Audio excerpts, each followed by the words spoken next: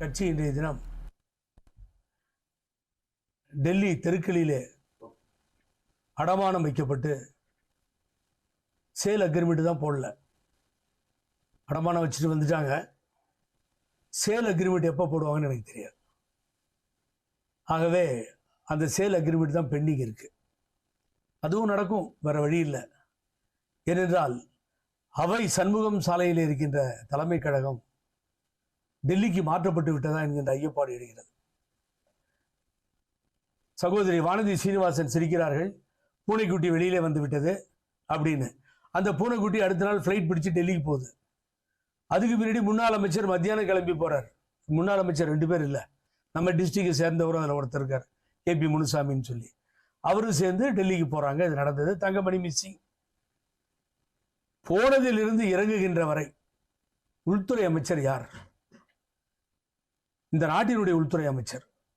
அவர் பாரதிய ஜனதா கட்சிக்கு மாத்திரம் உள்துறை அமைச்சர் அல்ல, எல்லோருக்கும் உள்துறை அமைச்சர். எல்லா உரிமைகளும் இருக்கிறது. தமிழக நலன்களை முன்னிறுத்தி நான் ஒரு மெமரோட ரெடி பண்ணிட்டு சப்மிட் பண்ண போறேன். அதுல மும்மொழி கொள்கைக்கு எதிர்ப்பு தெரிவிச்சிருக்கோம். சீராய்வு தொகுதி சீராய்வு நாடாளுமன்றத்திற்கு வேண்டாது, தொகுதிகளை குறைக்க கூடாது, 31 இடம்ன்றாங்க, 39, அதற்கு எதிர்ப்பு தெரிவித்திருக்கிறோம் அப்படின்னு. வேற எதுவும் ஞாபகம் வந்ததெல்லாம் நீங்க சொன்னீங்கல்ல, அதெல்லாம் கூட சேர்த்து எழுதிட்டு இந்த நாட்டினுடைய உள்துறை அமைச்சரை சந்திக்க போகிறேன் என்பது தவறான செய்தியா? அவர் என்ன தீண்டத்தகாதவரா? நான் கேட்கிறேன். எல்லாத்தையும் மாத்திட்டார். எவ்வளவு சாமர்த்தியமோ பொய் சொல்லுமோ பொய் சொல்லி திருட்டுத்தனமாக டெல்லிக்கு சென்று எங்க போறன்றதையும் சொல்லாம அதிமுக அலுவலகம் மேல இவருக்கு அப்படியே தனிப்பட்ட ஒரு பாசம் ஏற்பட்டு போச்சான். நான் அன்னைக்கு காணொலியில திறந்தேன், இன்னைக்கு கண்ணுடியில பார்க்க வந்திருக்கேன்னு சொல்லி அங்க போய் உட்காந்த. சரி, உட்காந்த வெளியில வரீங்க. அங்க இருக்க நிருபர்கள் எல்லாம் கேட்கறாங்க, வந்திருக்கீங்க அமித்ஷாஜியை சந்திக்க போறீங்களாமே, உண்மையா? ஏங்க இதே வேலையை போச்சு உங்களுக்கு? யாருங்க சொன்னா உங்களுக்கு? இல்லைங்க, அதெல்லாம் இல்லைங்க, நான் நாளைக்கு காலையில ஊருக்கு போகணும் ஃப்ளைட்டுக்கு, அதுக்குள்ள உங்களை முடிஞ்சா மீட் பண்றேன், போயிட்டு வாங்க டாட்டா. இங்க கேட்டா கோவம் வருது, சண்டைக்கு போறீங்க. அங்க கேட்டா நிருபர்கிட்ட சண்டைக்கு போறீங்க. அப்புறமா எந்த நாக்கை வச்சுட்டு எந்த மனப்பக்குவத்துடன் இன்றைய தினம் மாற்றி தேர்தல் நேரத்தில் தான் முடிவெடுப்போம். திருப்பி திருப்பி திருப்பி எத்தனை தடவை திருப்புறது? நான் எத்தனை தடவை திருப்பி சொல்றது? இன்றைக்கு நான் சொல்றேன், தேர்தல் நேரத்தில் முடிவெடுப்போம். பிஜேபியோட கூட்டணி இருக்கா? சும்மா இருங்க, அப்ப அந்த நேரத்தில் பேசிக்குவோம். அப்ப எந்த வாய் சொன்னிச்சு உடனே கூட்டணியில பிஜேபியோடன்னு சொல்லி? இது ஒரு டிராமா.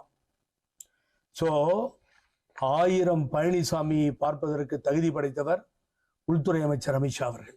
1000 பழனிசாமி, ஒருத்தர் 2 பேர் இல்ல. நீ பார்த்துட்டு வெளியில வந்தீங்க, எதற்காக சென்றீர்கள் என்பதை நாடு பலவிதமாக பேசுகிறது. ஆபத்திலிருந்து காப்பாற்றிக் கொள்வதற்கா, இடி பின்னால் சுற்றுகிறதா, இன்கம் டேக்ஸா தெரியாது, என்னென்னவோ பேசிக்கிறாங்க. வெளியில நீங்க வந்த உடனே அமித்ஷா என்ன பண்ணாரு? அவருக்கு தெரியும் எந்த ஆட்சி எங்க உட்கார வைக்கணும், எந்த ஆட்சியை கவிழ்க்கணும், யாரை புதுசா கொண்டு வரணும். 14 ஸ்டேட் இன்னைக்கு ரூலிங்ல இந்தியாவில் இருக்குன்னா இனோஸ். தேசிய ஜனநாயக கூட்டணி தமிழ்நாட்டிலையும் ஆட்சி அமைக்கணும் அவர் சொல்றார். திராவிட முன்னேற்ற கழகம் நாங்கள் மீண்டும் ஆட்சியை தொடருவோம்னு சொல்லுது. இதெல்லாம் நடக்குது சார் தமிழ்நாட்டில். ஏன் சார் எம்ஜிஆர் ஆட்சி அமைப்போம் அப்படின்னு பழனிசாமி சொல்ல மாட்டேன்றாரு? புரட்சி தலைவி அம்மா ஆட்சி அமைப்போம் ஏன் சார்? கேபி முனுசாமி சார், என்ன நீங்க எப்படி யாரால வந்தீங்க மேல? பொதுச் செயலாளர் கரெக்டா தான் பேசுவாரு. என்ன பொதுச் செயலாளர் கரெக்டா பேசுறாரு? பொய் பொதுச் செயலாளர் அவரு. சொல்லுங்க சார், ஊரூரா சொல்லுங்க, தொண்டர்கிட்ட போங்க, பொதுமக்கள்கிட்ட போங்க, அம்மா ஆட்சி அமையும் சொல்லுங்க. நீங்க இடி பார்த்து பயமா? இன்கம் டேக்ஸ் தொடுத்ததா? ஊரெல்லாம் அப்படித்தானே பேசிக்கிறாங்க. நாங்கள் சொல்கிறோம் சார், தொண்டரில் ஒருவனாக நான் சொல்கிறேன், தொண்டர்களில் ஒருவனாக இந்த புகழேந்தி, அம்மாவால் வளர்க்கப்பட்ட புகழேந்தி சொல்றேன். புரட்சி தலைவர் எம்ஜிஆர், புரட்சி தலைவி அம்மா ஆட்சி அமையும்.